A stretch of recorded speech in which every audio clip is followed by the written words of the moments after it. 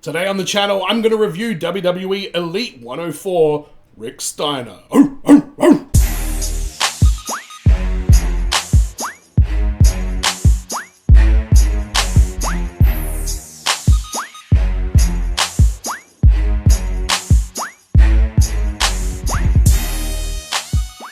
I'm Adam from FWCI Collector's Edition. Thank you for checking out this video. Today we're going to do a review of WWE Elite 104 Rick Steiner. First time in the line for the dog-faced gremlin. Can you believe that? If you are Aussie and into wrestling figure collecting, go to the Figs Down Under Facebook group and check out the Wrestling with Figs podcast as well. They talk about wrestling figures on there, talk about it from an Aussie perspective so you can see sort of what's going on locally and stuff like that. It's a good listen. And make sure you subscribe here on FWCI Collector's Edition as well. But let's talk about Rick Steiner. Starting off with the packaging, I just reviewed Dakota Kai, and in that I was talking about I don't really find the packaging of this to be that much better or worse than what we had before and after it. The WWE Elite packaging has been pretty consistent. I don't really have a favorite of any of them. I think the later one is good for getting autographs on your figures, but that's just me.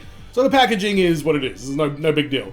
My first impression out of the box is that this is a tremendous Rick Steiner figure. I mean, it certainly looked a lot like him, especially with the jacket on, which I will get to in a very short moment, but first impressions were very impressed. I mean, I can probably sum it up just by saying that. Now, let's talk about the accessories that it comes with. First of all, he comes with the removable bandana, which is interesting. I'm definitely just going to be leaving that on. Same with the sunglasses that he's got. This is that 2000/99 Rick Steiner. That was the era of Nitro where I was really into it as well. So when I think Rick Steiner, honestly, I think the heel Rick Steiner who dyed the inside of his beard to like polar opposite what Scott Steiner was doing and went heel and joined him in like the late 2000s. That's the Rick Steiner that I knew the most because that's where I was watching week to week kind of thing. And that's exactly what we've got depicted here. He's got the dog collar on there as well. I'm fairly certain that comes off. He comes with some fisted hands and some grabbing hands as well.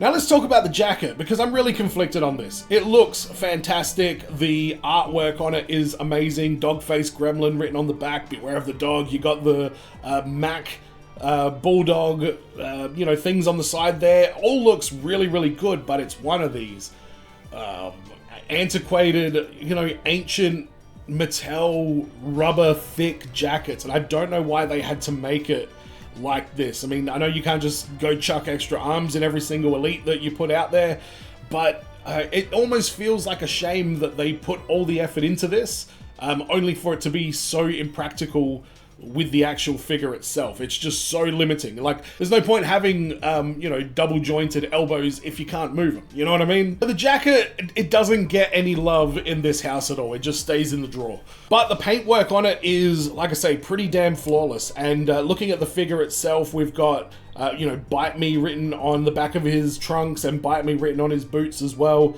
All the paintwork on there, what does this say? Dead? Oh, dead or alive. Okay, right.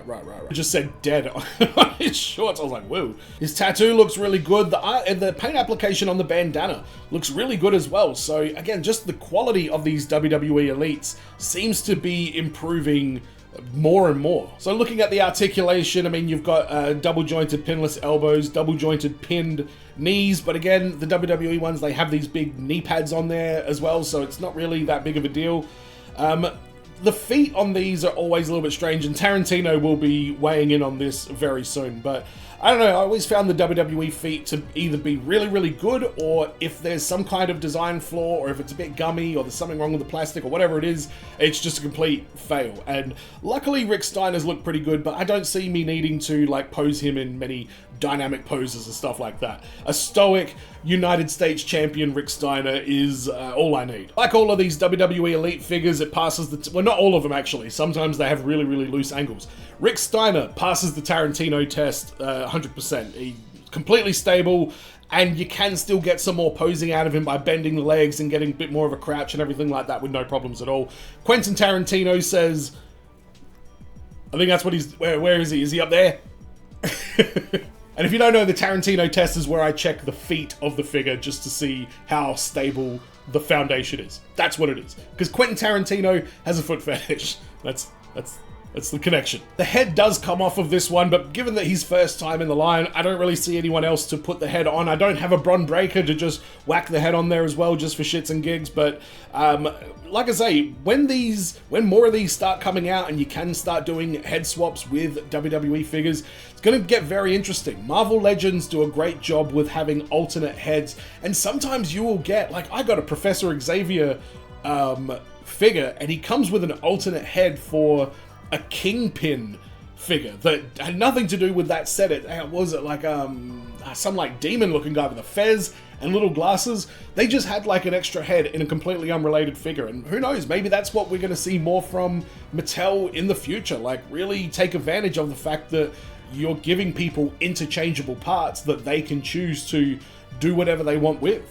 Like, I can see Mattel putting out a Scott Steiner you know, in the old, like, mullet days with the Steiner brothers, but also including, like, a Big Papa Pump head that has, like, maybe the 2 bits of the beard in there. Or maybe it's the Big Papa Pump head and it's got glasses sculpted on, just as a little extra for a completely different figure, but still Scott Steiner. My final thoughts on Rick Steiner are, you can't really do a Rick Steiner figure any better than you have right here, with the exception of the jacket. And I know we can't just, you know, wait for soft good jackets in everything, but if that was a soft goods jacket, it would definitely have taken this figure to the next level.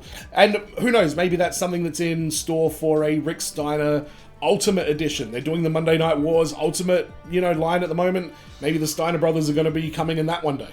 Is he shelf worthy? Yes, I will. I've had him on. I've had this figure for a few weeks now. He went straight on the shelf next to Scott Steiner, the Brothers United. Big Papa Pump was my favorite wrestler, and by proxy, like I say, when Rick joined him, he became one of my favorites throughout that process as well. So finally having the Steiner brothers is actually a pretty cool thing for a collector of my advanced years to be able to complete that. And I guess this is what, you know, people even older than me were going through when they started doing all these, like, Coliseum Collection Ultimate Editions and stuff like that. And they're really getting the nostalgia right, though. I love the fact that I'm a collector in this day and age. Let me know your thoughts down in the comments. Don't forget to subscribe here on FWCI Collector's Edition if you haven't already. I do have another channel called FWCI Etc. If you want to go check that out, there's a whole bunch of stuff on there. I appreciate all the support, and as always, everyone, be well, stay safe, look after your figs. See you in the next video. Peace!